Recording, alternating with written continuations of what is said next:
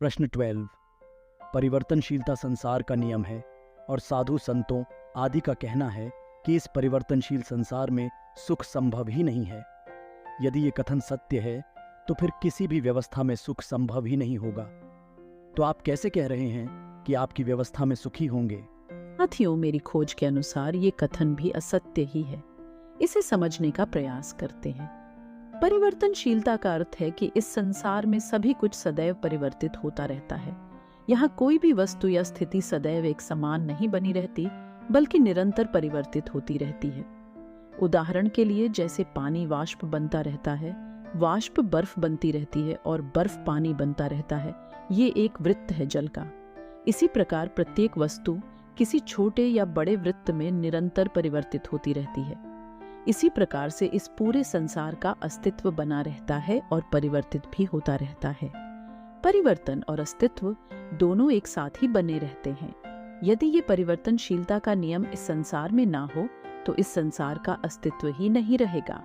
ये जिस आदि तत्व से बना है, तो इस नियम के अभाव में उसमें कोई गति ही नहीं होगी। अर्थात वो आदि तत्व सदैव एक ही अवस्था में बना रहेगा और कभी भी परिवर्तित होकर संसार नहीं बनेगा।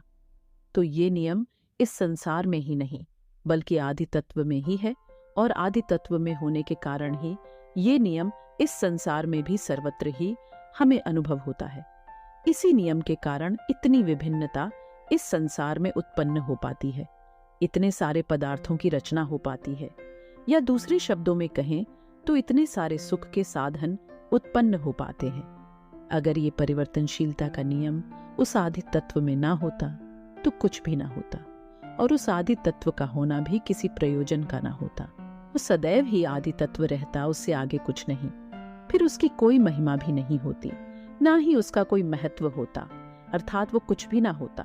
परिवर्तनशीलता एक बहुत ही आधारभूत और बड़ा ही महत्वपूर्ण गुण है उस आदि तत्व में, जिसे हम सब आत्मा या परमात्मा के नाम से जानते हैं। तो ये नियम या ये गुण परमात्मा में ही है, और इसीलिए इस संसार की उत्पत्ति में भी इस नियम का सर्वाधिक महत्व है।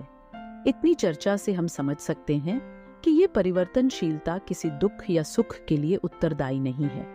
ये तो केवल पदार्थों में परिवर्तन करते हुए विभिन्न प्रकार के पदार्थों की उत्पत्ति करने में सहायक है, और फिर वृत्त के आधार से सारे पदार्थ हमें कहीं ना कहीं सदैव ही प्राप्त रहते हैं।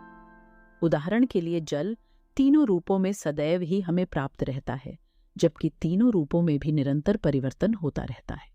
तो ये तो एक सुख देने वाला सद्गुण है परमात्मा में या प्रकृति में, ना कि कोई दुख देने वाला अवगुण। ये परिवर्तनशीलता का गुण किसी भी दुख के लिए कारण नहीं है।